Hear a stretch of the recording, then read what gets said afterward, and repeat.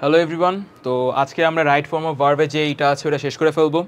So right form of ভার্বে এটার মধ্যে আমরা বেসিক্যালি কী কী করবো, first of all subject verb agreement, এটা একটা বেসিক আইডিয়া দিব। এর পরবর্তীতে তোমার রাইট ফর্ম অফ ভার্বের জন্য ক্লাস 8 পর্যন্ত যতটুকু রুলস প্রয়োজন এভরি রুলস শেষ করে দিব। এর পরবর্তীতে ওই রুলসগুলিকে এবং সাবজেক্ট ভার্ব অ্যাগ্রিমেন্টকে কীভাবে তুমি প্র্যাকটিসে মানে এক্সারসাইজের কোশ্চেনগুলি সলভ করার জন্য ইমপ্লিমেন্ট করতে পারবা ওগুলি দেখায় দিব। ওকে, সো আমরা শুরু করে ফেলি।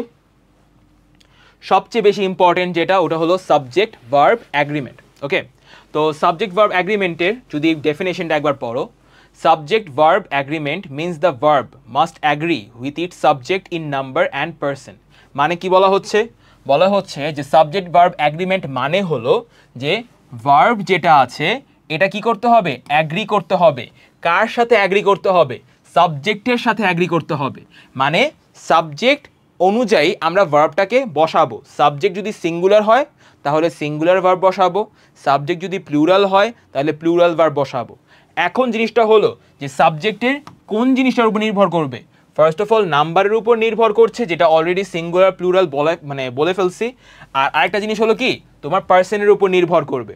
পার্সন কি, নাম্বার হলো কি, এখানে নাম্বারকে আমরা ভাগ করতে পারি দুইটায়, একটা হলো সিঙ্গুলার আরেকটা কি তোমার প্লুরাল, রাইট? আর তোমার কি আছে, পার্সন, রাইট? পার্সনকে আবার ভাগ করতে পারি কিসে কিসে? ফার্স্ট, সেকেন্ড, থার্ড, এই তিনটা ভাগে আমি ভাগ করতে পারি, রাইট? ফার্স্ট পার্সন হলো আই, এগুলি আমার নিজের বিষয়গুলি নিয়ে, আই, উই, এসব জিনিসপত্র। সেকেন্ড পার্সন হলো ইউ, ইয়োর, এগুলি। আর থার্ড পার্সন হলো হি, শি, দে, এগুলি। সো বেসিক্যালি আমরা জাস্ট দেখব যে সাবজেক্টের নাম্বার আর সাবজেক্টের যে পার্সন আছে ওইটার উপর নির্ভর করে আমাদের যে ভার্ব ওটাকে বসায় দিব। এখন সাবজেক্ট যদি আমার কি হয়ে যায়, ফার্স্ট পার্সন না, সিঙ্গুলার হয়ে যায়, তাহলে আমাদের ভার্বও কি সিঙ্গুলারই বসাতে হবে। যেটা আমি এখানে লেখা আছে যে সিঙ্গুলার সাবজেক্টের জন্য আমরা কি বসাবো, সিঙ্গুলার ভার্ব বসাবো। প্লুরাল সাবজেক্টের জন্য আমরা কি বসাবো, প্লুরাল ভার্ব বসাবো। সো এই বিষয়টা, এখন জিনিসটা হলো যে সিঙ্গুলার ভার্ব মানে সিঙ্গুলার সাবজেক্ট আর প্লুরাল সাবজেক্ট। নর্মালি একটা সাবজেক্ট মানে কি একটা নাউন, ওই নাউনটা সিঙ্গুলার নাকি প্লুরাল আমরা কিভাবে বুঝি? লাস্টে এস আছে নাকি না ওটা দেখে। কিন্তু ভার্বের ক্ষেত্রে ভার্ব কি সিঙ্গুলার নাকি ভার্ব কি প্লুরাল এটা দেখবো কিভাবে? ওইটা আমরা বুঝতে পারবো হলো পুরোপুরি কি হিসাবে, এই লাস্টে ইএস দেখে। কিন্তু একটু উল্টা নিয়ম আছে। যেমন যদি আমি বলি ম্যাঙ্গো, এটা কি আমার সিঙ্গুলার ফর্মে আছে, বাট ম্যাঙ্গোজ এটা কি আমার প্লুরাল ফর্মে না। সো এটাকে আমি বলতে পারি সিঙ্গুলার আর এটাকে আমি বলতে পারতেছি হলো প্লুরাল, রাইট? কিন্তু ভার্বের ক্ষেত্রে যদি বলি, এটা তো আমাদের সাবজেক্টের ক্ষেত্রে গেল। যদি আমি ভার্বের ক্ষেত্রে কথাবার্তা বলি, ভার্বের ক্ষেত্রে হলো গো আর গোজ। এই গো মানে কি যাওয়া, গোজ মানেও যাওয়া, কিন্তু গো কি আমার প্লুরাল ফর্মে হবে, ঠিক আছে? আর গোজে কি আমার সিঙ্গুলার ফর্মে হবে। মানে হলো সাবজেক্টের ক্ষেত্রে যখন সিঙ্গুলার বোঝাতে হয় তখন আমরা কি এস বা ইএস লাগাই না। সাবজেক্টের ক্ষেত্রে প্লুরাল বোঝাতে হলে এস বা ইএস আমরা লাগাই। সেমভাবে ভার্বের ক্ষেত্রে একটু উল্টা নিয়ম। ভার্বের ক্ষেত্রে সিঙ্গুলার বোঝাতে গেলে আমরা এস বা ইএস লাগাই, আর প্লুরাল বোঝাতে গেলে আমরা এস বা ইএস লাগাই না। ইজি এই বিষয়টা। কয়েকটা এক্সাম্পল দেখলে তোমরা বুঝতে পারবা। যেমন এই যে হি ওয়ার্ডটা আছে, বা হি ওয়ার্ডটা কি থার্ড পার্সন না? থার্ড পার্সন আর হি দিয়ে কি একটা ছেলে বোঝাচ্ছে, মানে সিঙ্গুলার, থার্ড পার্সন সিঙ্গুলার। তো যেহেতু এটা থার্ড পার্সন সিঙ্গুলার, এটার জন্য কি গোজ ওয়ার্ডটা আমরা ব্যবহার করব না, এই গোজ ভার্বটাকে আমরা ব্যবহার করছি। তো এই গোজ ভার্বটা কি, he goes to school, third person singular, আর এই জন্য আমি সিঙ্গুলার ভার্ব ব্যবহার করছি টু স্কুল। সেমভাবে দে কি আমার থার্ড পার্সন প্লুরাল, তো এটার জন্য কি আমি প্লুরাল ভার্ব ব্যবহার করব। আবার কি মাই ফ্রেন্ড, এই মাই ফ্রেন্ড কি একটা ফ্রেন্ড বোঝাচ্ছে না, আর একটা ফ্রেন্ড মানে কি সিঙ্গুলার। এখন একটা ফ্রেন্ড যদি সিঙ্গুলার হয়ে যায় তার মানে কি আমি এখানের মধ্যে সিঙ্গুলার ভার্বই ব্যবহার করব। এর পরবর্তীতে খেয়াল করো দ্য বয়েজ বলে কি বোঝাচ্ছে, অনেকগুলি ছেলে বোঝাচ্ছে না।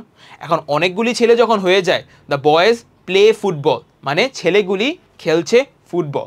তো দ্য বয়েজ প্লে ফুটবল, এই যে প্লেটা আছে এটা কি আমার প্লুরাল ভার্ব বসাতে হচ্ছে এই জন্য। আর যেহেতু প্লুরালটা কীভাবে বুঝলাম, যেহেতু এস আর ইএস লাস্টে নেই, ফর দ্যাট রিজন আমরা কি প্লুরাল ভার্ব যে এটা বুঝতে পারছি। এর পরবর্তী কী আছে দেখো, ইট রেইনস ইন দি মানে ইন উইন্টার। এই যে ইটের বিষয়টা এটা কি নর্মালি এটা হলো সিঙ্গুলার, রেইনস কি আমার সিঙ্গুলার ভার্ব, এজন্যই কি it rains in winter. So I hope ভালো মতো বুঝতে পারছো। With this done. সো এখানের মধ্যে হলো পরে কি রুল নাম্বার 1 হলো আমাদের present indefinite tense. So present indefinite টেন্সের মধ্যে আমরা নর্মালি কীভাবে ভার্বগুলিকে বসাবো, কোন অনুযায়ী বসাবো ওই জিনিসটা। সো আমরা আগে রুলটা পড়ে ফেলি।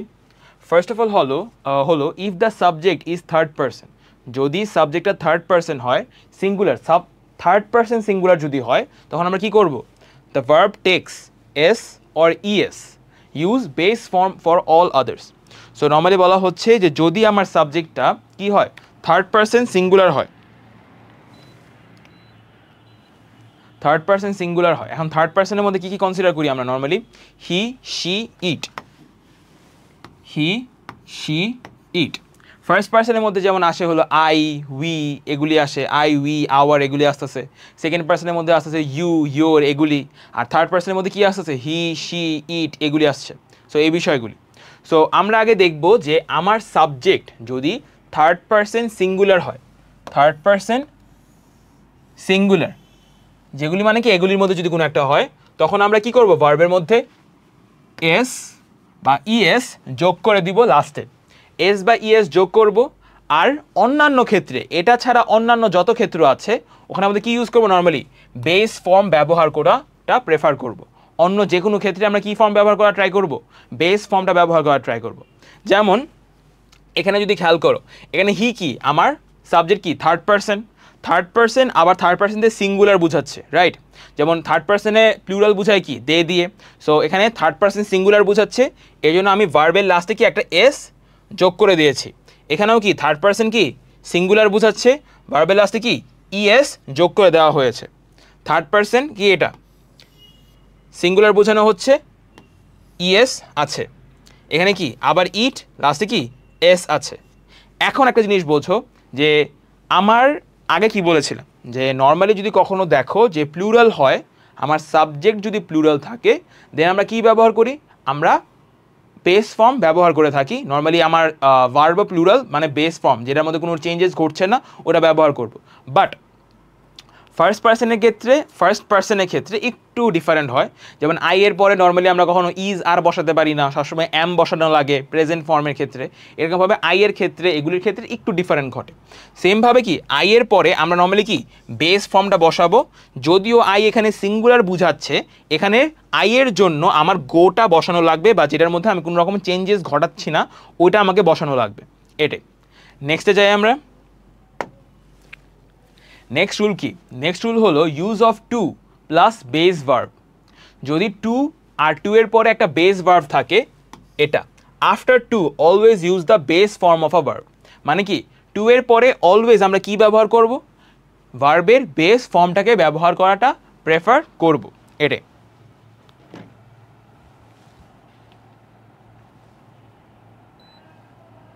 ওকে। সো এক্সাম্পলে যদি দেখো, I want to go home, এক্সাম্পলে দেওয়া হয়েছে যে I want to go home. So আমি বাসায় যেতে চাই। এখানে টু এর পরে কি দেওয়া আছে, টু এর পরে দেওয়া আছে হলো অলওয়েজ কি আমার ভার্বের বেস ফর্ম। টু এর পরে কখনো আমরা ইএস মিএস কোনো কিছু লাগাবো না ভার্বের মধ্যে, এই জিনিসটা। সেমভাবে কি টু এর পরে এখানে কি দেওয়া আছে, উইন দেওয়া আছে, ভার্বের বেস ফর্ম দেওয়া আছে। টু এর পরে ভার্বের বেস ফর্ম, টু এর পরে ভার্বের বেস ফর্ম, টু এর পরে ভার্বের বেস ফর্ম। ইজি, ঠিক আছে। যেমন I want to go home, আমি বাসায় যেতে চাই। They hope to win the prize, তারা আশা করছে প্রাইজটা জেতার। She wishes to become a teacher, সে তার ইচ্ছা সে একটা টিচার হবে। We decided to start early, আমরা সিদ্ধান্ত নিয়েছিলাম তাড়াতাড়ি শুরু করার। He promise to help me, সে আমাকে কি প্রতিজ্ঞা করেছিল সাহায্য করার। এখানে প্রত্যেকটা ক্ষেত্রে কি দেখো, যদিও এখানে আই আছে, দে আছে, শি আছে, উই আছে, হি আছে, মানে আমার সাবজেক্ট যেটাই হোক, সাবজেক্ট আমার সিঙ্গুলার হোক, সাবজেক্ট আমার প্লুরাল হোক, সাবজেক্ট আমার যেটাই হোক, টু এর পরে আমরা অলওয়েজ কি বসাচ্ছি, টু এর পরে আমরা অলওয়েজ ভার্বের বেস ফর্মটা বসাচ্ছি। ওকে, বাকিগুলি সবগুলো এক্সাম্পলে আমরা এটাই দেখাচ্ছি যে টু এর পরে অলওয়েজ বেস ফর্ম হবে, doesn't matter what the subject is, doesn't matter what the subjects person is. Clear? Number কি, সাবজেক্টের পার্সন কি আমার দেখার বিষয় না, জাস্ট আমার দেখতে হবে আমার ভার্বের আগে কি টু আছে নাকি। যদি টু থাকে তাহলে আমি এখানে কি বসাই দিব, বেস ফর্ম অফ ভার্ব বসিয়ে দিব অন্ধর মতো। ক্লিয়ার এই জিনিসটা? সো নেক্সটে যাই আমরা। After modal auxiliaries use the base form of the verb. So আমরা আগে যদি ক্লাসগুলি করে থাকি বা আগের ক্লাসগুলি দেখে থাকো, ওখানের মধ্যে আমি কি পড়িয়েছিলাম, আগে বলেছিলাম না যে ভার্বের দুই ধরনের হয়, একটা প্রিন্সিপাল ভার্ব আর একটা হলো তোমার কি, তোমার হেল্পিং ভার্ব। হেল্পিং ভার্বের মধ্যে একটা পার্ট থাকে মোডাল অক্সিলারিজ, আমরা ওটাকে বলে থাকি। সো মোডাল অক্সিলারিজের মধ্যে বা শুধু মোডালসগুলির মধ্যে বেসিক্যালি কি থাকে, ওটার মধ্যে মাস্ট, কুড, ক্যান, মাইট, কি বলে এইসব জিনিসপত্রগুলি মেনলি থাকে, ওট, এগুলি বেশি সময় থাকে। সো এগুলি নর্মালি বলা হচ্ছে যে মোডাল অক্সিলারিজের পরে সবসময় কি হবে, base form of the verb হবে। সো কখনো ওইটার পরে ওই টাইমেও কি আমরা কখনো আমাদের সাবজেক্টের ভার্ব মানে সাবজেক্টের সিঙ্গুলার প্লুরাল কি আছে এটা দেখার চেষ্টা করব না। কি হলো, যখনই আমরা দেখব যে মোডাল অক্সিলারি দেওয়া আছে তখন আমরা কোনো কিছু না দেখে ভার্বটাকে বেস ফর্মে বসায় দিব। ঠিক আছে, এই বিষয়টা। যেমন হি ক্যান স্পিক ইংলিশ, এখানে ক্যান কি আমার একটা মোডাল অক্সিলারি। সো এখানে আমার ভার্ব কি, আমার ভার্বের বেস ফর্ম যেটা ওটাকে বসায় দেওয়া লাগবে। সেমভাবে মে কি একটা মোডাল অক্সিলারি, সো আমি কাম যেটা হলো কাম ওয়ার্ডের বা ভার্বের বেস ফর্ম ওটাকে ব্যবহার করেছি। Same goes for the other examples, যে মোডাল দেওয়া ছিল এই জন্য ভার্বের বেস ফর্মগুলি আমি এখানে ব্যবহার করেছি। সো আমরা এক ওয়ার্ড দিয়ে কি বুঝতে পারতেছি, যে যদি আমরা কখনো দেখি যে টু আমার আছে, টু এর পরে always base form of verb হবে, বা মনে করো মোডাল অক্সিলারি দেওয়া আছে, মোডাল অক্সিলারি পরেও কি সবসময় বেস ফর্ম অফ ভার্ব হবে। বেস ফর্ম অফ ভার্ব মানে কি ওখানের মধ্যে কোনো রকম চেঞ্জেস ঘটছে না, ডিরেক্ট ওটাকে বসায় দিতেছি আমরা, মানে এস এগুলি কোনো কিছু লাগাচ্ছি না, ডিরেক্ট আমরা ওটাকে বসায় দিতে পারতেছি এই জিনিসটা। নেক্সট রুলে চলে যাই। অনেকগুলি রুল দিয়েছি যাতে তোমরা ভালো মতো টপিকটাকে বুঝতে পারো, শুধু ইম্পর্টেন্টগুলি দিছি যাতে ওগুলি এক্সট্রাগুলি দিইনি, যেগুলি সবসময় ব্যবহার করা হয় সবচেয়ে বেশি ওগুলি দেওয়া হয়েছে এখানে।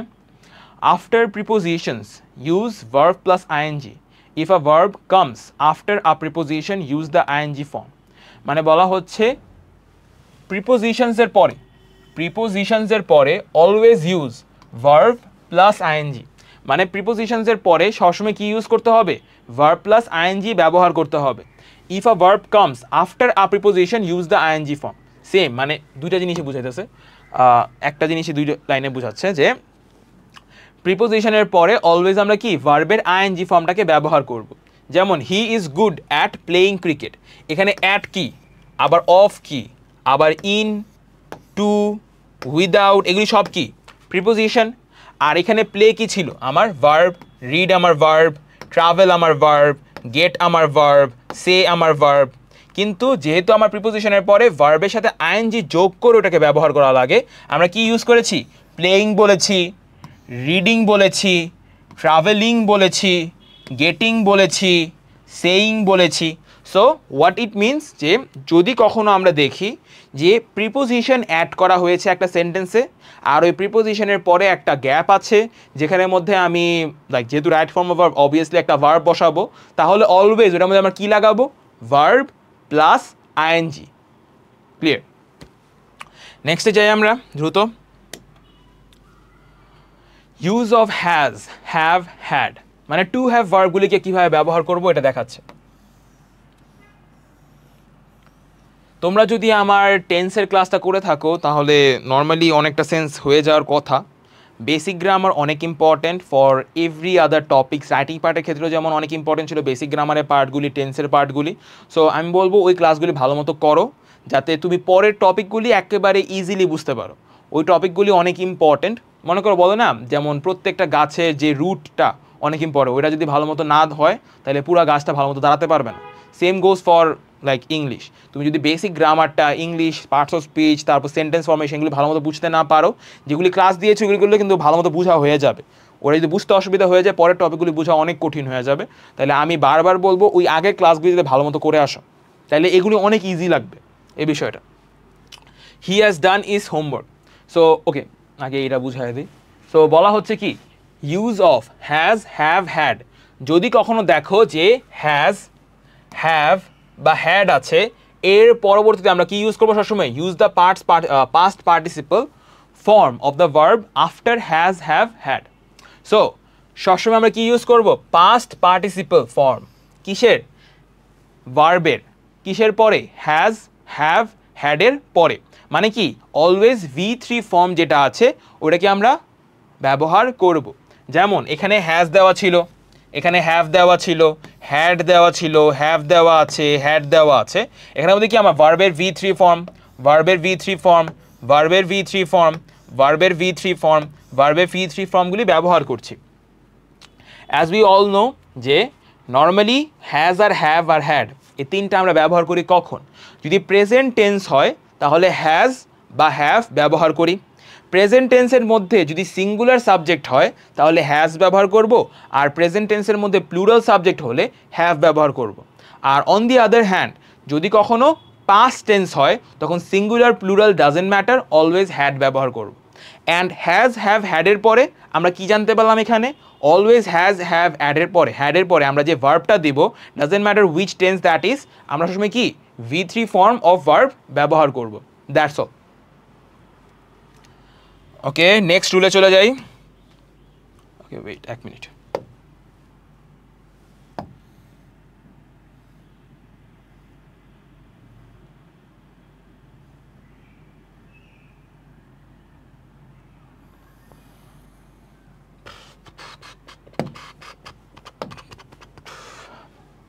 Use of verb after late.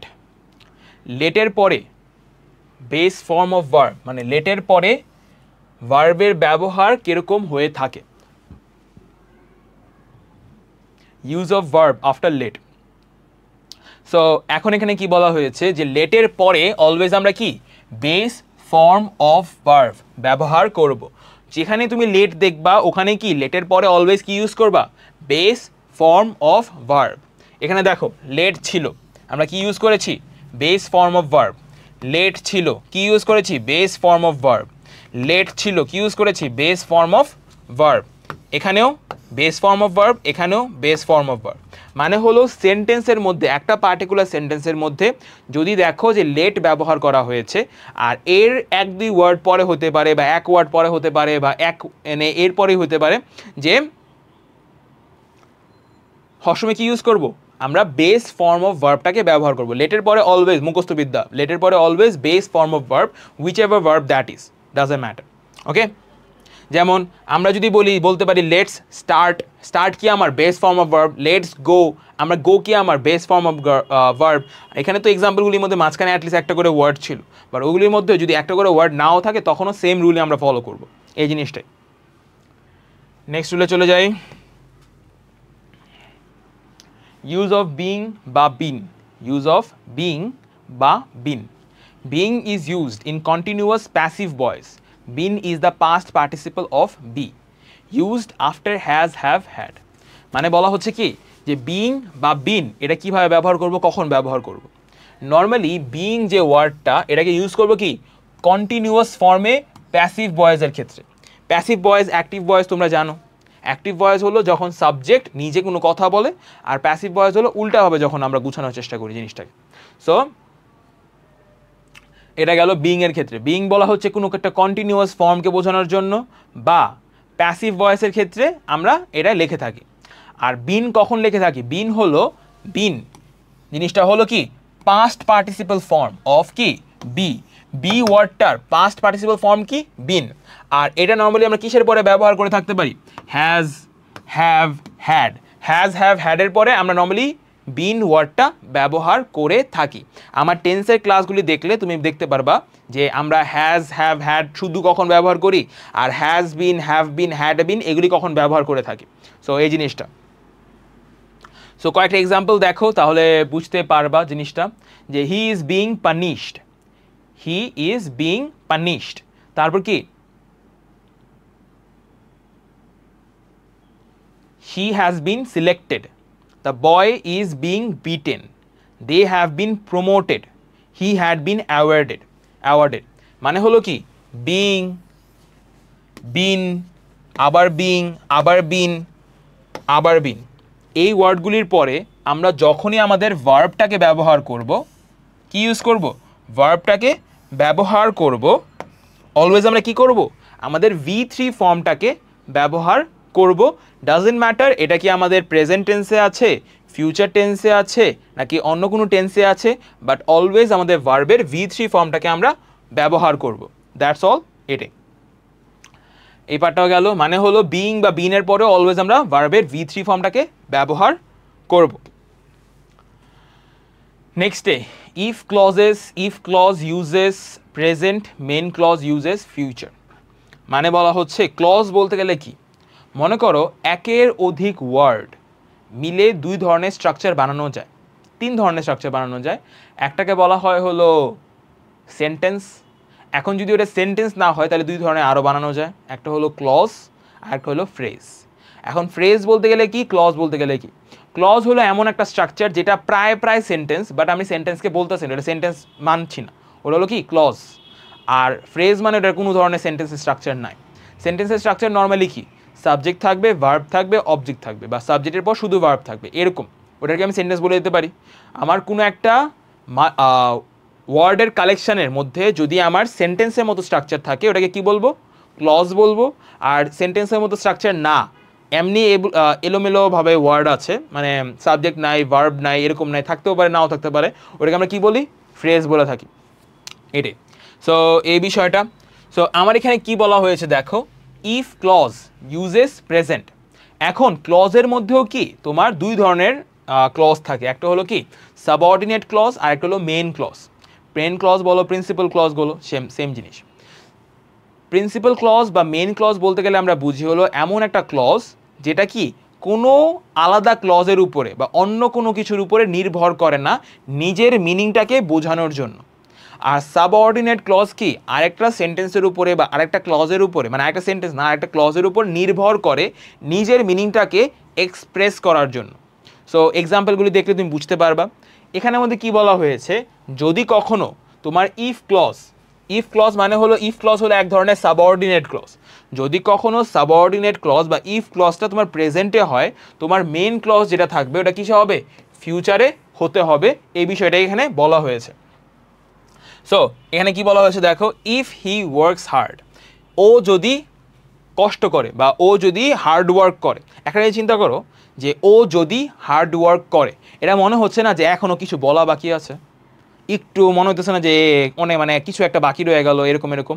এই ধরনের সেন্টেন্সকে আমরা সাবঅর্ডিনেট ক্লজ বলি। যে না এখন পর্যন্ত মনে হচ্ছে যে এটা যদি শুধু পড়ি, এই ক্লজটাকে যদি শুধু পড়ি, মানে সাবঅর্ডিনেট ক্লজ বলি, এই ধরনের যেটা যদি শুধু পড়ি তাহলে মনে হবে যেমন কিছুটা মিনিং বাকি রয়ে গেল বা একটু কিছু বাকি বলা, মানে বলা বাকি রয়ে গেল, এরকম বিষয়টা।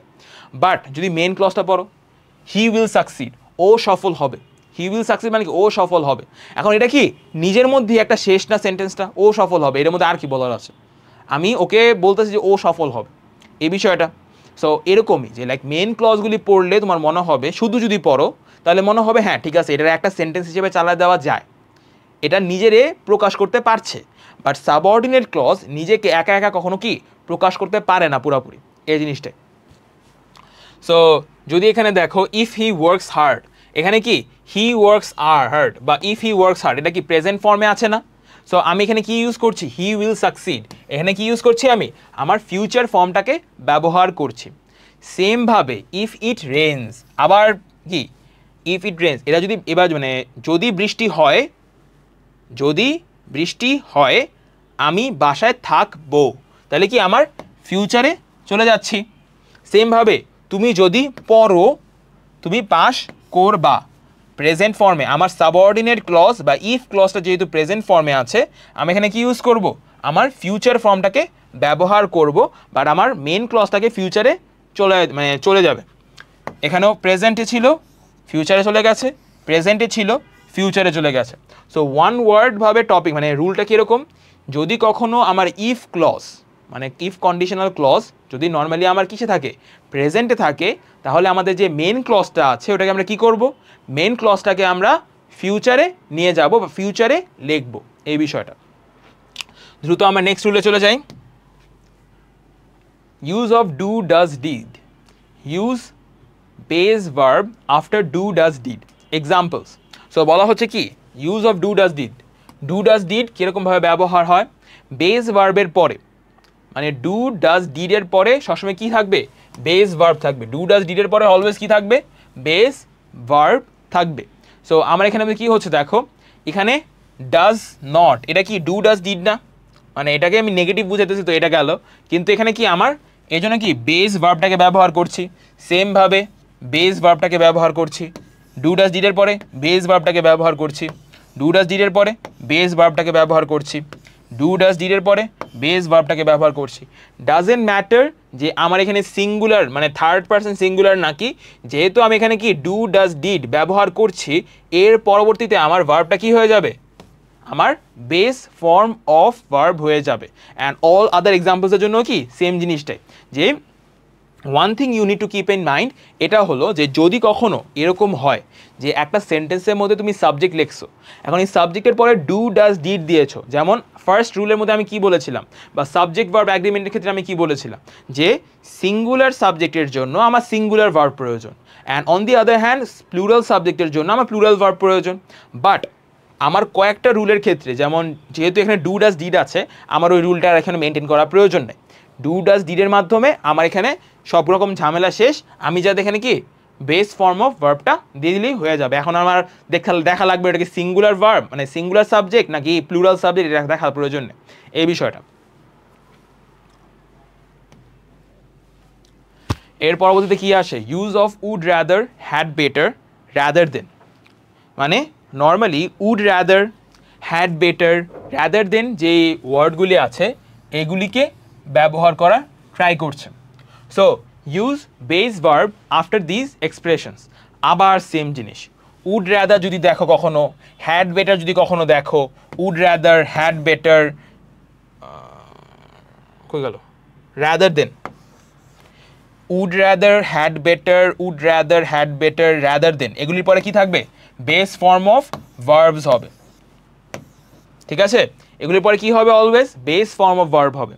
তুমি একটা জিনিস কি করবে, আমি সিরিয়ালি এর জন্য দেওয়ার চেষ্টা করছি যেগুলি কোনগুলির পরে থাকলে বেস ফর্ম অফ ভার্ব হবে, এই জাস্ট মাথায় রেখে নিবা, মাথায় রেখে নিবা যে হ্যাঁ উড রাদারের পরে বেস ফর্ম অফ ভার্ব হবে, টু এর পরে বেস ফর্ম অফ ভার্ব হবে, তোমার অন্যান্য ক্ষেত্রে বেস ফর্ম অফ ভার্ব কখন হচ্ছে, এই জিনিসগুলি মাথায় রেখে মুখস্থ করে নিবা, পরীক্ষার হলে দেখলেই ডিরেক্টলি অ্যান্সারটা বসাই দিতে পারো এই জিনিসটা। ওকে, হ্যাঁ আরেকটা জিনিস, শুধু যে বেস ফর্ম অফ ভার্ব হবে এটা তো আসেই, কিন্তু আরেকটা জিনিস যে তোমার কনটেক্সটের সাথে তোমার ভার্বটা মিলতে আছে নাকি ওটাও জিখবা, ওটাও দেখবা।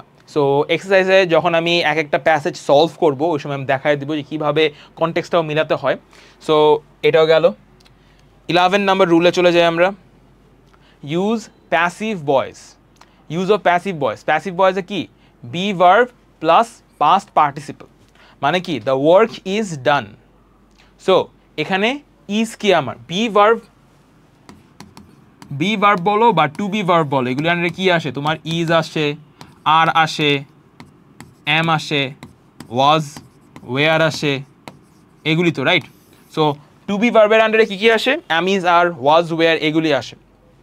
সো এখানে কি বলা হয়েছে, বি ভার্বের পরে অলওয়েজ আমরা কি ব্যবহার করব, পাস্ট পার্টিসিপল ব্যবহার করব।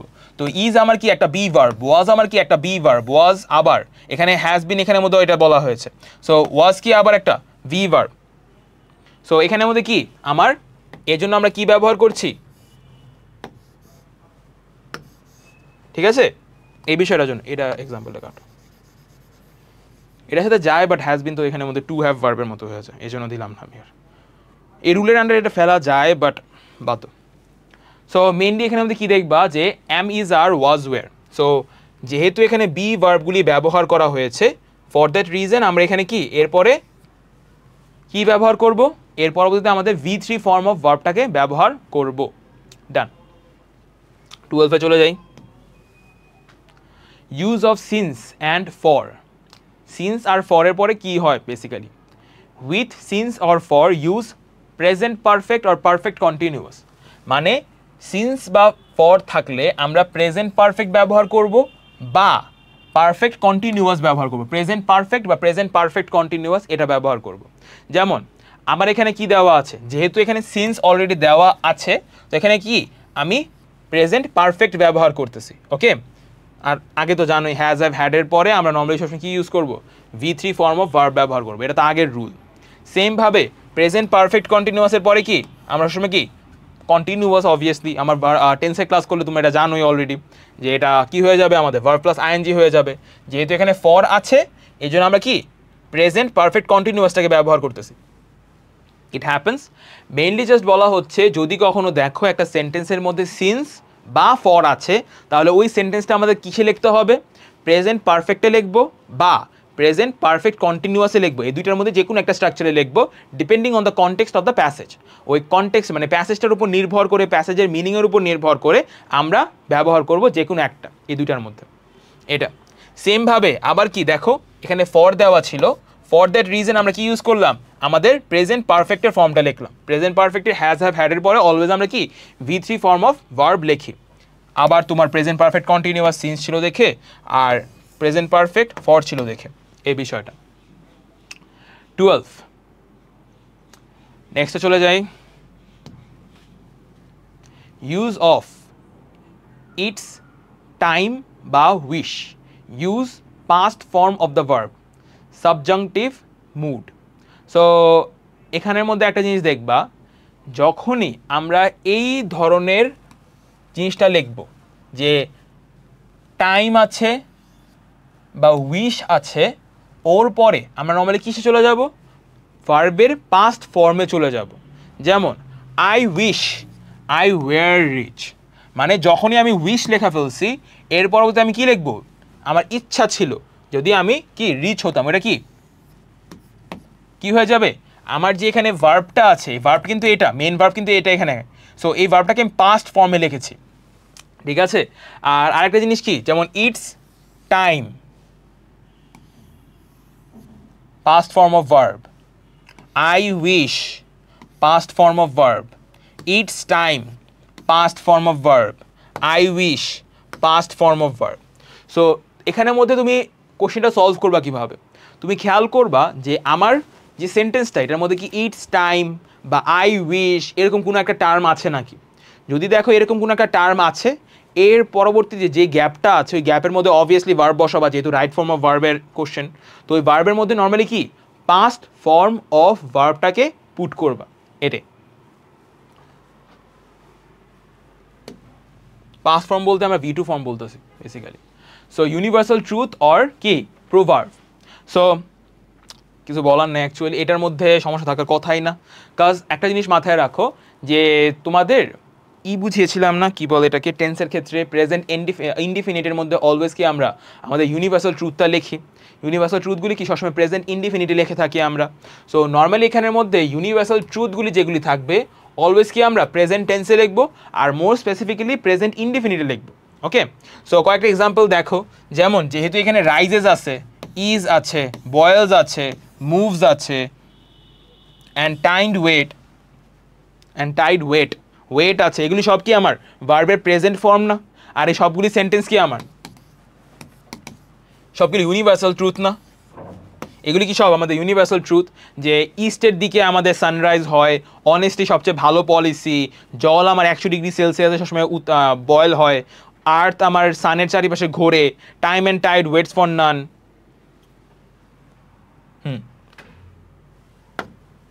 এই বিষয়গুলি, সো এই ধরনের ইউনিভার্সাল ট্রুথগুলি যেগুলি আছে এগুলি সবসময় কিসে লিখবো আমরা, ইউনিভার্সাল ট্রুথ বা প্রোভার্ব যেগুলি আছে এগুলি সবসময় কিসে লিখবো আমরা, প্রেজেন্ট ফর্মে বা মোর স্পেসিফিক্যালি প্রেজেন্ট ইনডিফিনিট ফর্মে লিখবো।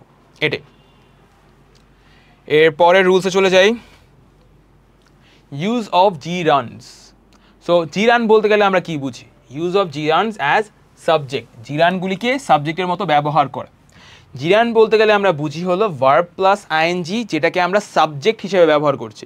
ভার্ব প্লাস আইএনজি যখন আমার নাউনের মতো ব্যবহার করা শুরু করে, বা ভার্ব প্লাস আইএনজি নাউনের মতো ব্যবহার করছে দেখে যখন এটাকে আমি সাবজেক্টের মতো ব্যবহার করা শুরু করি, ওটাকে আমরা কি বলি, gerund. Clear? So basically verb plus ING যখন নাউনের মতো ব্যবহার করে ওটাকে আমরা কি বলবো, জিরান্ড বলবো। সেখানে কি আছে দেখো, use of gerunds as subject. So gerund verb plus ing can be a subject, use singular verb after it. So smoking is harmful.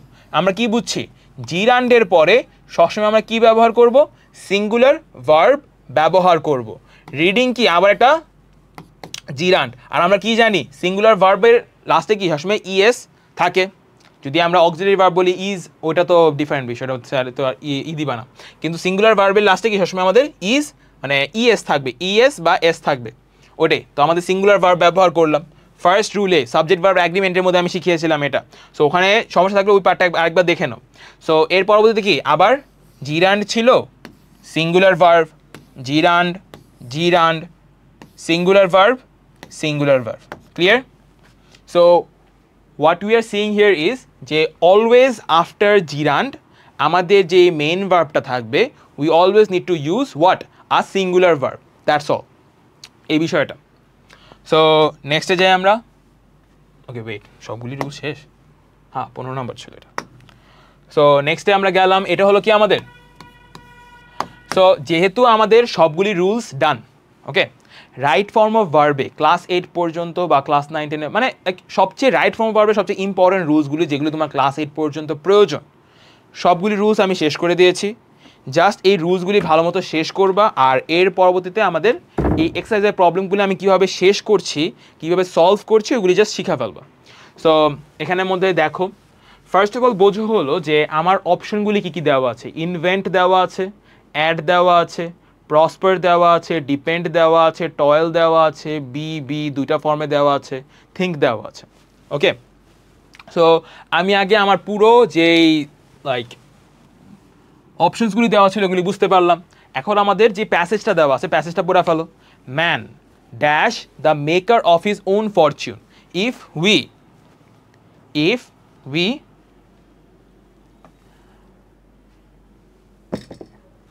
we dash afraid of work we cannot dash in life.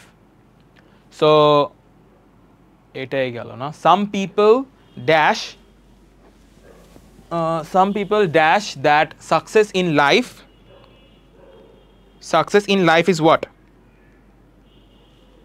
life dash on luck. Scientists have dashed day and night in their laboratories with a view to dash radio, television and computer. So এটা আর এরপর কি আছে, these instruments dash to the joy of our life. So এই বিষয়টা। So first of all আমরা সবগুলি অপশনের মিনিংগুলি বুঝে যাই। ইনভেন্ট মানে কি, ইনভেন্ট মানে কোনো কিছু আবিষ্কার করা। অ্যাড মানে কি, কোনো কিছু যোগ করা। প্রসপার মানে কি, সফলতা অর্জন করা বা সফল হওয়া। ডিপেন্ড মানে কি, ওকে ডিপেন্ডের বাংলা কি, নির্ভর করা। টয়েল মানে হলো বলতে পারো অনেক বেশি হার্ডওয়ার্ক করা, অনেক বেশি কষ্টের কাজ করা, ওই বিষয়টা। বি এগুলি তো জানোই। আর থিঙ্ক মানে কি, চিন্তা করা, এই বিষয়টা। সো নর্মালি কি থাকে, বি ফর্ম অফ ভার্ব মানে বি এর জায়গায় আমরা কি ইজ, আর, ওয়াজ, ওয়ার, অ্যাম এগুলি ব্যবহার করতে পারি if we want, that's all. আগে বলে রাখলাম, ওকে।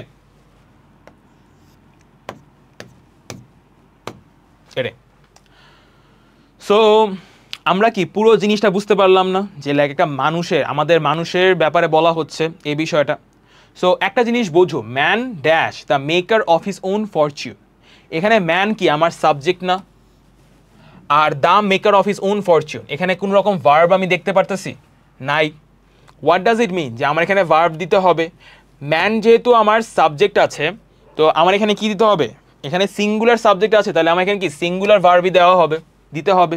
সো একটা জিনিস চিন্তা করো, যদি সিঙ্গুলার সাবজেক্ট দেই, man dash the maker of his own Fortune, so এখানে বলছে কি মানুষ কি নিজের ভাগ্যের নিজে, মানে মানুষ নিজের ভাগ্য নিজে গড়ে, ঠিক আছে। সো নিজের ভাগ্য নিজে গড়ে, এখানের মধ্যে আবিষ্কার করা, যোগ করা, সফলতা অর্জন করা বা নির্ভর করা, হার্ডওয়ার্ক করা এগুলি যায়, বা চিন্তা করা এগুলি যায়। এখানের মধ্যে আমরা কি বি যে ইজ ফর্ম আছে এটাকে দিতে পারি না, যেহেতু ইজ আমাদের কি first of all singular form. তো man is the maker of his own fortune গেল। এর পরবর্তীতে দেখো কি দেওয়া আছে, if we dash afraid of, কি দেওয়া, অ্যাফ্রেড, ঠিক আছে। If we dash afraid of work we can not dash in life, এ পার্টটা। সো ফার্স্ট অফ অল দেখো যে এখানে কি দেওয়া আছে, দেখো আমার উই দেওয়া আছে না, if we dash afraid of work, so we কি আমাদের প্লুরাল সাবজেক্ট না, উই কি আমাদের প্লুরাল সাবজেক্ট, প্লুরাল সাবজেক্টের পরে আমরা কি দিব, প্লুরাল ভার্ব। ওকে, সো এগেন একটা জিনিস চিন্তা করো, যদি আমরা কি ভীত হই কাজের, অ্যাফ্রেড মানে কি ভীত থাকা বা ভয় পাওয়া, আমরা যদি কাজকে ভয় পাই, সো এখানের মধ্যে আমাদের নর্মালি কি বি এর আর ফর্মটাকে ব্যবহার করতে পারি, এটা আমার ইউজ হয়ে গেছে, এটাও ইউজ হয়ে গেছে, তাহলে আমরা আর ইউজ করলাম যে if we are afraid of work we can not dash in life. So একটা রুলকে মাথায় আনো, রুলটা কি ছিল যে যদি কখনো তুমি দেখো যে একটা সেন্টেন্সের মধ্যে মোডাল অক্সিলারিজ আছে, মোডাল অক্সিলারির পরে doesn't matter what type of subject that is singular plural or not, always কি মোডাল অক্সিলারির পরে আমার বেস ফর্ম অফ ভার্বটাকে আমরা পুট করে দেব।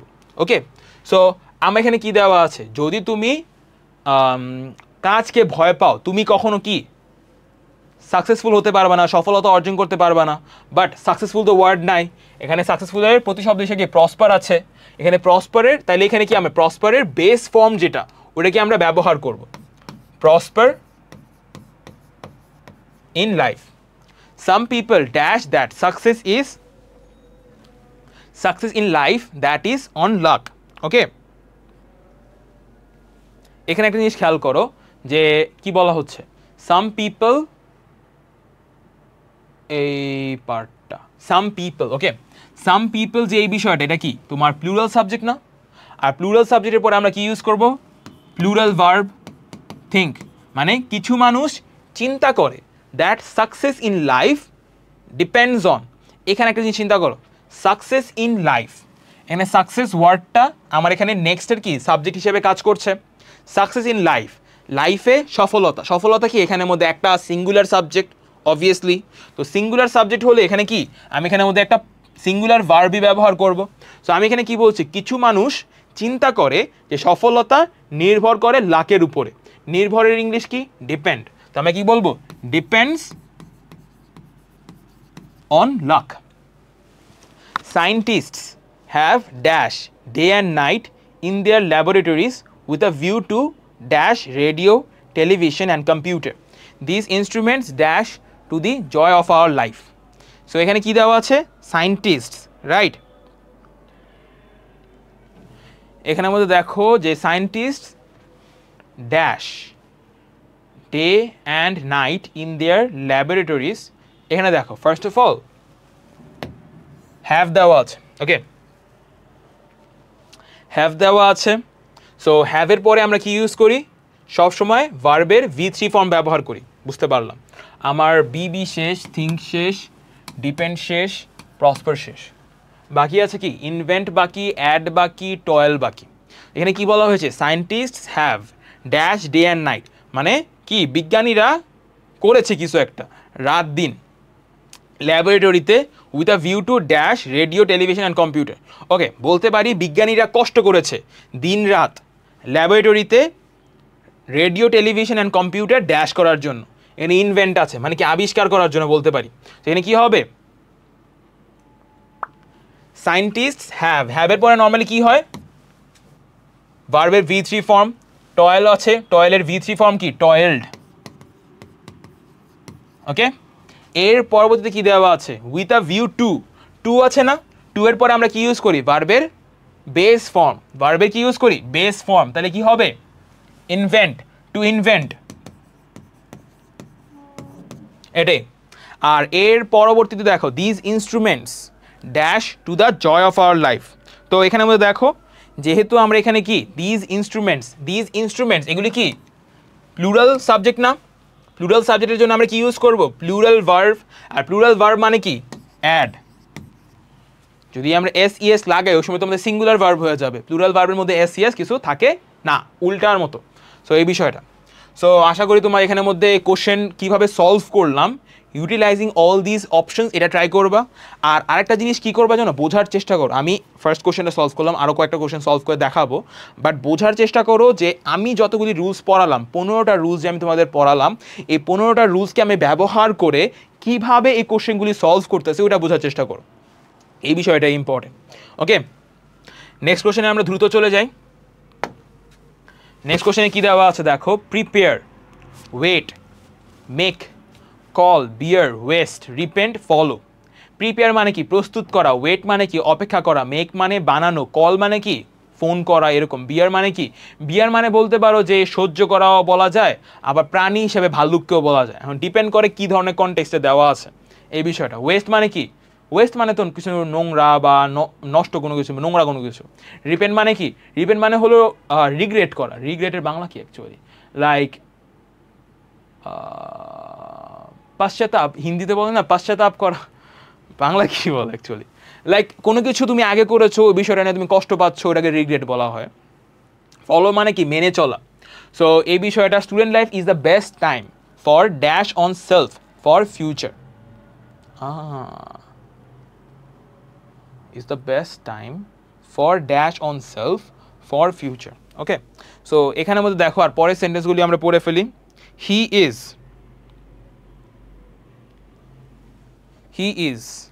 it is dash the seed time of life. So during this period students must not dash time, they should dash in time, mind that time dash for none if a student. So নেক্সটে কী আছে দেখো, prepare, wait, এগুলো তো বলেছি। তো next লাইনে দেখো, it is dash the seed time of life. So during this period students must not dash time, they should dash in mind that dash for none, time dash for none, if a student neglects his dash time he will have to dash in future. All the famous persons in the world have dashed the best use of time. We should dash their footprints to succeed in life. এনে কি বলা হয়েছে, student life is the best time for dash on self for future. এই রুলটা দেখো, এখানে একটা rule আমি তোমাদের পড়িয়েছিলাম না, ফর সিন্সের, কই গেল এটা, দাঁড়ো। দুইটা রুল ছিল। একটা রুল ছিল হলো তোমার প্রিপোজিশনের পরে সবসময় ভার্ব প্লাস আইএনজি আমরা পুট করি, আর আরেকটা রুল কি ছিল তোমার সিন্স আর ফরের রুলটা, এটা কই গেল, এই যে, ওকে না এটা আগেরটা, ওকে বেসিক্যালি অন্যটা, তাহলে আমাদের এখানের মধ্যে এটা সরি প্রিপোজিশনের রুলটা গেল। বেসিক্যালি এখানে প্রিপোজিশন দেওয়া আছে, প্রিপোজিশনের পরে যদি কখনো ভার্ব ব্যবহার করো তাহলে আমরা নর্মালি কি ব্যবহার করব সবসময়, তাহলে আমরা সবসময় ভার্ব প্লাস আইএনজি ব্যবহার করব।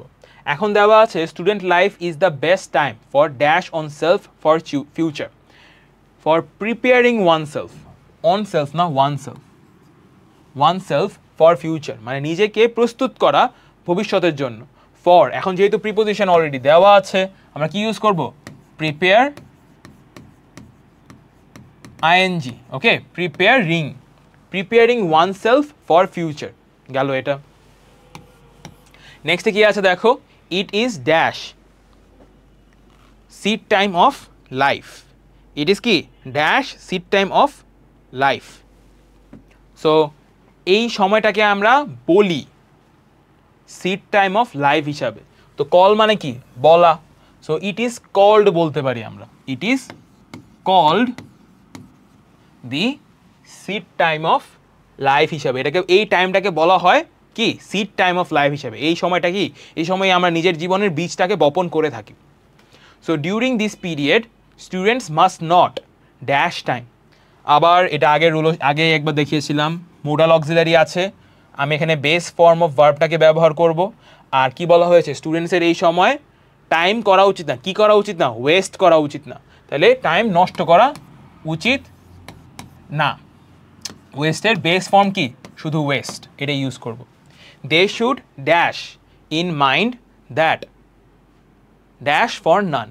এখানে শুড কি আরেকটা মোডাল, মোডালের পরে আবার আমরা কি ব্যবহার করব, base form of verb. So they should dash in mind, তারা কি তাদের মাথায় রাখা উচিত, মাথায় রাখা উচিত কি দে শুড। বিয়ারের মিনিং কি বলেছিলাম, যদি জন্তু জানোয়ার বোঝাও তাহলে এটা ভাল্লুক বোঝায়, আর যদি ভার্ব হিসেবে ব্যবহার করো তাহলে এটা কি বোঝাবে, ওটা বোঝাবে হইলো তোমার ধারণ করা। তো এখানে কি তোমার তাদের মাথায় রাখা উচিত, they should bear in mind that time dash for none. এখানে টাইম কি আমার সাবজেক্ট, টাইম কি আমার সাবজেক্ট এবং সিঙ্গুলার সাবজেক্ট, সিঙ্গুলার সাবজেক্টের জন্য সিঙ্গুলার ভার্ব লাগে, আর সিঙ্গুলার ভার্বের জন্য আমরা কি বলবো time dash for none. Time কি ওয়েটস ফর নান, ওয়েটস কি আমার সিঙ্গুলার সাবজেক্ট, ওয়েটের সিঙ্গুলার সাবজেক্ট ফর্ম কি waits, time waits for none. If a student neglects his time he will have to dash in future. তো এখানে দেখো will have to, এখানের মধ্যে he will have to dash in future, কয়টা বাকি আর FGH, তিনটা বাকি, right. So he will have to repent বলতে পারি যে সে ফিউচারে কষ্ট পাবে, যে কেন সে সময়টাকে নষ্ট করলো এই বিষয়টাকে চিন্তা ভাবনা করে, রাইট। সো আমার এখানের মধ্যে কি ইউজ করতে পারি, রিপেন্টকে আমরা ইউজ করতে পারি এই জিনিসটা। একটা জিনিস তুমি চিন্তা ভাবনা করতে পারো, হ্যাভ টু যে বিষয়টা আছে না, এটার পরে নর্মালি আমরা বেস ফর্ম অফ ভার্ব লিখি সবসময়। এই রুলটা আমি দেই নেই কাজ এটা অনেক কম আসে, বাট হ্যাভ টু ওকে না, এর রুলটা দিয়েছি তো অ্যাকচুয়ালি, হ্যাভ টু বলি কেন, মানে এখানে টু দেওয়া আছে না, টু এর পরে সবসময় আমরা বেস ফর্ম অফ ভার্বটাকে ব্যবহার করে থাকি। সো আমার এখানে base form of verb first of all কী দেওয়া আছে, যে স্টুডেন্টদের যদি নেগলেক্ট করে তাদের সময়টাকে, মানে সময় যদি তারা নষ্ট করে, তাহলে ফিউচারে কি তারা কষ্ট পাবে বা রিগ্রেট করবে, পশ্চাতাপ হবে, ইংলিশটা মানে বাংলাটা মাথায় আসতেছে না, অনুতপ্ত হবে। রিগ্রেট, রিপেন্ট এগুলির বাংলা হলো অনুতপ্ত হওয়া, এই বিষয়টা। So he will have to repent in future. All the famous persons in the world have dash the okay wait repent done আর বাকি থাকে কি follow। একটা জিনিস মাথায় রাখো, have এর পরে আমরা কি ইউজ করব V3 form of verb, have এর পরে ইউজ করব V3 form of verb। all the famous person সবগুলি কি বিখ্যাত মানুষজন ওয়ার্ল্ডের কি করেছে, have dash the best use of time, তারা কি করেছে সময়ের বেস্ট ইউজ, সময়ের বেস্ট ইউজটাকে কি করেছে। তো আমার এখানে কি অনুসরণ করা, ফলো মানে তো অনুসরণ করা, রাইট, অনুসরণ করা তো এখানে হবে না। সো মেড মানে কি তারা সময়ের বেস্ট ইউজটা করেছে, এখানে কি হবে, আর মেক দেওয়া আছে, মেকের V3 ফর্ম কি মেড, এটা আর তো বাকি আছে এটাই। শুডের পরে আমরা নর্মালি কি ইউজ করি, শুডের পরে আমরা ইউজ করি হলো বেস ফর্ম অফ ভার্ব। তো we should dash their footprints to succeed in life, জীবনে সফলতা অর্জন করতে চাইলে তাইলে আমাদের কি তাদের কি পথ চলার যে পথটা আছে ওটাকে কি অনুসরণ করা উচিত, অনুসরণ করা উচিত। ইংলিশ কী হবে ফলো, আর ফলোর বেস ফর্ম কি শুধু ফলোই, এই জিনিসটাই।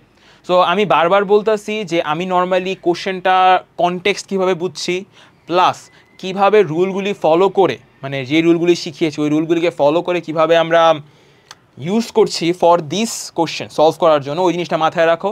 এই জিনিসগুলি আস্তে আস্তে এক্সপিরিয়েন্স করো, দেখবা হলো পরীক্ষা হলে কোশ্চেন সলভ করা অনেক ইজি হয়ে যাচ্ছে। আমি যেভাবে দ্রুত কোশ্চেনটা সলভ করতে পারছি, তোমরাও কোশ্চেনগুলি এত দ্রুত সলভ করে ফেলতে পারবা। নেক্সট কোশ্চেনে যাই। এটা কি 03, ওয়েট আমি কয়টা কোশ্চেন জানিয়ে দিয়েছিলাম, 3 4 5 রাইট, 03 04 05। ওকে, একটা কাজ করো, তোমাদের 03 04 আর 05 রাইট। তো আমি তোমাকে 1 2 3 সলভ করে দিব পুরোপুরি, আর 04 আর 05 তোমাদের হোমওয়ার্ক থাকবে। সো 03টা আমরা দ্রুত শেষ করে ফেলি।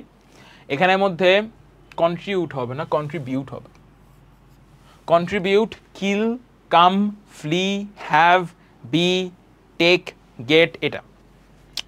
সো আমরা আগে প্যাসেজটা পুরো ফেলি। Today dash we a free nation, okay, dash we dash to take, কি হবে এটা, we dash to take great pains to gain freedom, hour of liberation hour of liberation dash place in 1971. People of all walks of life dash forward and dash involved হবে in the war directly or indirectly. Many a man in the many a man dash in the battlefield, they dash form battlefield, rather all of them dash to achieving in independence. So এখানের মধ্যে কয়েকটা word আছে, দেখো যে contribute, অপশনগুলি আগে check করে ফেলি। প্যাসেজটার মধ্যে কয়েকটা ভুল আছে, ওগুলো আমি সলভ করার টাইমে ঠিক করে দেব। ফার্স্ট অফ অল দেখো কন্ট্রিবিউট দেওয়া আছে, কন্ট্রিবিউটের মিনিং হলো অবদান রাখা, কিল মানে মেরে ফেলা, কাম মানে আসা, ফ্লি মানে পালিয়ে যাওয়া, হ্যাভ মানে তো জানোই, বি মানেও ওইটাই, টেক মানে নিয়ে নেওয়া, গেট মানে পাওয়া। সো এই বিষয়টা। সো আমার এখানে কি দেওয়া ছিল দেখো, টুডে ড্যাশ মানে today we dash a great, today we dash dash a free nation. So আমার এখানে উই যে ওয়ার্ডটা আছে, উই ওয়ার্ডটা কি একটা প্লুরাল সাবজেক্ট, আর আমার এখানে কি প্লুরাল ভার্ব ব্যবহার করতে হবে। আজকে আমরা একটা স্বাধীন রাষ্ট্র। তো আমি এখানে যদি প্লুরাল ভার্ব ব্যবহার করার ট্রাই করি কনটেক্সট মেনটেন করে, তাহলে কি বি ফর্মটা কি ব্যবহার করতে হয় না, বি এর আর ইউজ করতে হবে, আমার কি বলে প্লুরাল ভার্বও হয়ে গেল। তো today we are a free nation, we dash to take great pains to gain freedom. So আমার এখানে কি,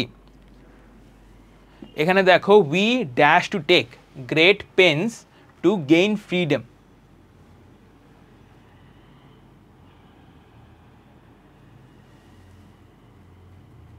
one sec, wait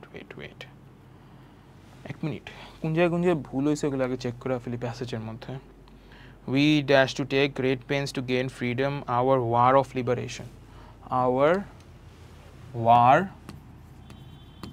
liberation, dash place in 1971. People of all walks of life dash came forward and dash involved in the war directly or indirectly. Involved in war directly or indirectly. Many a man dash in the field, they dash from the battlefield, rather all of them dash to achieving in independence. So এই জিনিসটা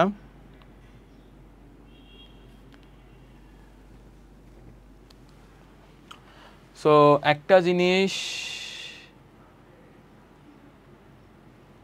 এটা, so we dash to take great pains to gain freedom. So আমরা পুরো প্যাসেজটা পড়ে বুঝতে পারতেছি যে আমাদের লিবারেশন ওয়ার নিয়ে চিন্তা ভাবনা করা হচ্ছে, লিবারেশন ওয়ার নিয়ে কথা বলা হচ্ছে। সো লিবারেশন ওয়ার নিয়ে যদি কথা বলা হচ্ছে, এটা তো আর বর্তমানে হচ্ছে না, বা বর্তমানে মানে কারেন্টলি চলছে এরকম না, তো প্রেজেন্ট টেন্সে বলবো না, এটা অনেক আগে হয়ে গেছে, তাহলে আমাদের পাস্ট টেন্সে কথা বলতে হবে। সো আমরা এখানে আমাদের কী করবো, ফার্স্ট অফ অল আমার সাবজেক্ট দেখবো, এরপরে ভার্বগুলি তো আসেই। আমার এখানের মধ্যে কি একটা ভার্ব দেওয়া লাগবে যেটা পাস্টেও আছে, আবার কি তোমাদের কি বলে এটাকে, পাস্টেও আছে, আবার এটা কি তোমার প্লুরালের সাথেও যায়। এখন একটা জিনিস চিন্তা করো, হ্যাভের যদি পাস্ট ফর্মটা লিখি হ্যাড, তাহলে কি আমাদের হয়ে যায় না, এটা আমাদের পাস্টের সাথেও যায়, আবার আমরা হ্যাডটাকে কি আমাদের প্লুরাল সাবজেক্টের সাথে ব্যবহারও করতে পারি। তাহলে আমাদের কি হয়ে যাবে, we had to take great pains to gain freedom, মানে কি অনেক কষ্ট আমাদের বহন করতে হয়েছে কি আমাদের স্বাধীনতা পাওয়ার জন্য, এই বিষয়টা। নেক্সট লাইনে দ্রুত চলে যাই, our war of liberation dash place in 1971। এই যে আওয়ার ওয়ার অফ লিবারেশন, আমাদের যে স্বাধীনতার যুদ্ধটা, এটা কি হয়েছিল কবে, 1971। এটা কি একটা পুরাতন কাহিনী বলছি না, পুরাতন কথা বলছি, তো আমাদের ভার্ব কি অবভিয়াসলি পাস্ট টেন্সে হতে হবে টেন্সের জন্য। তাহলে আমাদের কী দিতে হবে, ড্যাশ প্লেস ইন 1971, হ্যাভ শেষ, বি শেষ। সো টেকের বাংলা মানে টেকের পাস্ট ফর্ম টুক ইউজ করতে পারি, যে টুক প্লেস ইন 1971, মানে আওয়ার ওয়ার অফ লিবারেশন হয়েছিল 1971-এ।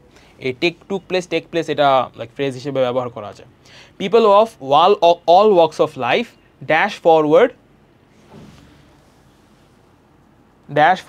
and dash involved in the war directly or indirectly. Okay, many a man dash in the battlefield, they dash from battle, right? Okay, ঠিক আছে, একটা করি। people of all walks of life, people of all walks of life dash forward। তো সবাই কি এগিয়ে এসেছিল, এখানে বলার চেষ্টা করছে এটি তো এগিয়ে এসেছিল।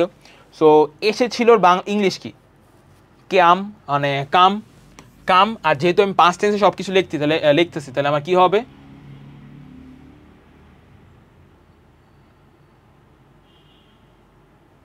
পাস্ট টেন্সে লিখছি তাহলে আমাদের কামের পাস্ট টেন্স কি হবে, came forward and dash involve in the war directly or indirectly. So আবার কি এখানে আবার একটা আমরা লিখছি না, সো আমার এখানের মধ্যে ড্যাশ ইনভলভ মানে ওয়ারের সাথে ডিরেক্টলি অর ইনডিরেক্টলি ইনভলভ হয়ে গেছে, ঠিক আছে।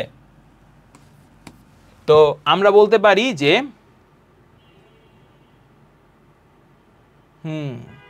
সো এখানেও যে ভার্বটা আমার থাকবে ওটারও আমার ভার্ব পাস্ট ফর্মে লেখা লাগবে। অ্যান্ড গট আমরা বলতে পারি, গেটের পাস্ট ফর্ম কি গট। আমরা বলতে পারি যে তারা আস্তে আস্তে কি ইনভলভ হয়ে গেছে ওয়ারের সাথে directly or indirectly. Many a man dash in the battlefield, many a man. So many a man এটা কি কাইন্ড অফ সিঙ্গুলার ফর্ম হিসেবে বলা হয়, বোঝায় হলো যে অনেকগুলি মানুষ, বাট এটা ফর্ম হলো সিঙ্গুলার। সো আমরা এখানে কি ইউজ করতে পারি, আমরা ইউজ করতে পারি হলো many a man in the battlefield, মানে অনেক মানুষ মারা গিয়েছিল ব্যাটলফিল্ডে, ঠিক আছে। তো মারা গিয়েছিল বা খুন হয়েছিল দুইটা জিনিসও সেমই বলতে পারি, রাইট। কিল, তো যেহেতু পাস্ট ফর্মে লিখছি তাহলে আমার দিতে হবে কি many a man was killed, মানে কিলড আছে, কিলড এসে বললো পাস্ট ফর্মের জন্য। এখন জিনিসটা হলো যে আমার শুধু ডিরেক্ট লেখে না হবে না, many a man killed in the battlefield কেমন শোনায় না। সো এই যে ভার্বটা আর এই যে সাবজেক্টটা, ওই সাবজেক্টের সাথে মিলানোর জন্য আমি এখানে কি একটা অক্সিলারি ভার্ব ব্যবহার করা লাগবে, উইচ উইল বি ওয়াজ। তো আমাদের অ্যান্সার কি হবে, many a man was killed in the battlefield. তো আমাদের কি হয়ে গেল, কিলোডান। So dash they dash from battlefield rather all of them dash to achieving in independence.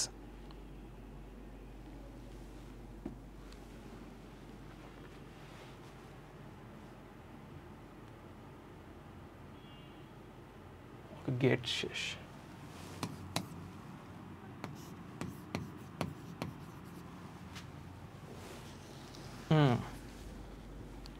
Okay, so এই পার্টটা গেল।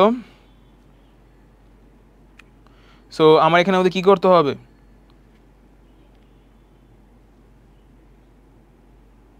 একটা কাজ করো, আমরা এখানের মধ্যে বলতে পারি they dash from battlefield, right, rather all of them contributed to achieving in independence. They dash from battlefield, so তারা ব্যাটলফিল্ড থেকে কি হয়নি, আর অপশনই আছে কি পালায় যাওয়া আর কন্ট্রিবিউট, রাইট। সো যেহেতু অপশন আছে এই দুইটাই, তাহলে আমার এখানে এই দুইটার মধ্যে যে কোনো একটা করতে হবে। তারা ব্যাটলফিল্ড থেকে ব্যাটলফিল্ডে অবদান রেখেছিল এটাও বলতে পারি, বা ব্যাটলফিল্ড থেকে পালিয়ে যায়নি এটাও বলতে পারি, পালিয়ে যায়নি এটা বলতে পারি। They didn't flee from battlefield rather all of them dash to achieving in independence, rather all of them কি অবদান রেখেছিল ইন্ডিপেন্ডেন্স পাওয়ার জন্য বা স্বাধীনতা পাওয়ার জন্য। So again in past tense, so এখানে কি হয়ে যাবে কন্ট্রিবিউটেড। ওকে, পাস্ট টেন্সের জন্য আমরা কন্ট্রিবিউটেড ব্যবহার করছি এই জিনিসটাই। ওকে, উইথ দিস আমাদের 3টা এক্সারসাইজ ডান হয়ে গেল। সো এর পরবর্তীতে তোমাদের হোমওয়ার্ক থাকবে হলো following all the rules and utilising all the methods, যে আমি 1 2 3 যেভাবে সলভ করলাম ওইরকমভাবেই তোমরা এখানে 4 নাম্বারটা আর 5 নাম্বারটা পুরোপুরি নিজে নিজে সলভ করার ট্রাই করবা, আর লাইক গ্রুপে ওটা দিয়ে দিবা এই জিনিসটাই। So at the last point আমি যদি কোনো কিছু বলি, রাইট ফর্ম অফ ভার্বের পুরো ক্লাসটা যদি এটা ভালো মতো বুঝো, পুরো ক্লাসটা এখানের মধ্যে সবগুলি ইম্পর্টেন্ট রুলস আমি ভালো মতো বুঝিয়েছি with examples, with proper examples. আর ওই কোশ্চেনগুলি ইউটিলাইজ কীভাবে করবো ফর বেটার প্র্যাকটিস আমি এখানের মধ্যে এক্সারসাইজগুলি সলভ করেও দেখেছি। So you just have to do one thing, পুরো ক্লাসটা ভালো মতো করো, that will be more than enough. ক্লাসটা যদি তুমি ভালো মতো করো আর কিছু দরকার পড়বে না, রুলসগুলি ভালো মতো বোঝো, ওই রুলসগুলি কীভাবে এক্সাম্পলে ইমপ্লিমেন্ট করা হয়েছে ওইগুলি ভালো মতো বোঝো। এর পরবর্তীতে বোঝার ট্রাই করবা কি জানো, আমি বলি তোমার পুরো রাইট ফর্ম অফ ভার্বের মধ্যে ভালো করার জন্য কয়েকটা জিনিস করা লাগে। ফার্স্ট হলো সবগুলি রুলস ভালো মতো বুঝবা, ওগুলি এক্সাম্পলে কীভাবে ব্যবহার হচ্ছে ওইটা ভালো মতো বুঝবা, দ্যাটস অল, এটা গেল। আর যখন সলভ করতে যাবা রাইট ফর্ম অফ ভার্ব তখন ক্ষেত্রে কী কী জিনিস মাথায় রাখা লাগবে, ভোকাবুলারি সেন্সটা তোমার ভালো থাকতে হবে। ওখানে গেলে কিন্তু কাউকে তুমি ভোকাবুলারি জিজ্ঞেস করতে পারবা না, ঠিক আছে? তো তোমার ভোকাবুলারি নিজে নিজে ভালো হতে হবে। ইংলিশ বাংলা যে কোনো সাবজেক্টই বলি, যত বেশি ওয়ার্ড জানতে পারবা তোমার জন্য তত ভালো, তোমার মার্কস তত বেশি হবে, তোমার জন্য আরও ভালো হচ্ছে, রাইট? এখন মনে করো আমি যে অপশনগুলি দেওয়া থাকতো কোশ্চেনের মধ্যে, ওই অপশনগুলি যদি তোমার মনে করো মিনিংয়ে তুমি না জানো, তুমি কি অ্যান্সার ব্যবহার করতে পারবা? তুমি সবগুলি রুলস জানো হয়তোবা, বাট ওই ভোকাবুলারিগুলির মিনিং তুমি যদি না জানো তুমি কিন্তু অ্যান্সার করতে পারবা না, কাজ মিনিংগুলির উপর অনেক কিছু নির্ভর করে। ফর দ্যাট রিজন আমি বলবো ইংলিশে ভালো করতে চাইলে তোমার সবচেয়ে বড় ইম্পর্টেন্ট যে জিনিসটা ওটা হলো ভোকাবুলারি। ফার্স্ট ক্লাস থেকে আমি বলতেছি vocabulary is the most important thing. তো ভোকাবুলারিগুলি ভালো মতো নোট করবা, সব কিছু মানে যেখান থেকে পারো ভোকাবুলারি আরও ভালো বেশি মানে বেশি বেশি শেখার ট্রাই করো। এটা গ্রামার পার্টে হোক, সিন প্যাসেজ পার্টে হোক, যেখানেই পাও নতুন ওয়ার্ড শিখবা মানে ওটা মাথায় রাখা ট্রাই করবা, এটা মনে রাখার ট্রাই করবা। এটাই এই যে অপশনগুলি ভোকাবুলারি বোঝার চেষ্টা করলা, এর পরবর্তীতে প্যাসেজটা যে আছে প্যাসেজের কনটেক্সটটা বোঝার ট্রাই করবা।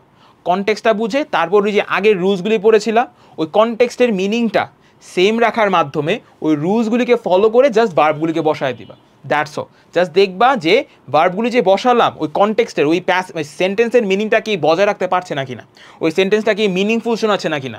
এখন আবল তাবল শোনালে তাহলে ভুল ভার্ব বসায় ফেলছো এই জিনিসটা, তো ওইটাও বসাবা যে যেই সেন্টেন্সের মধ্যে যেই ভার্বটা মানায় ওই ভার্বটাকেই বসাবা, আমি যেই রকমভাবে দেখাইছি।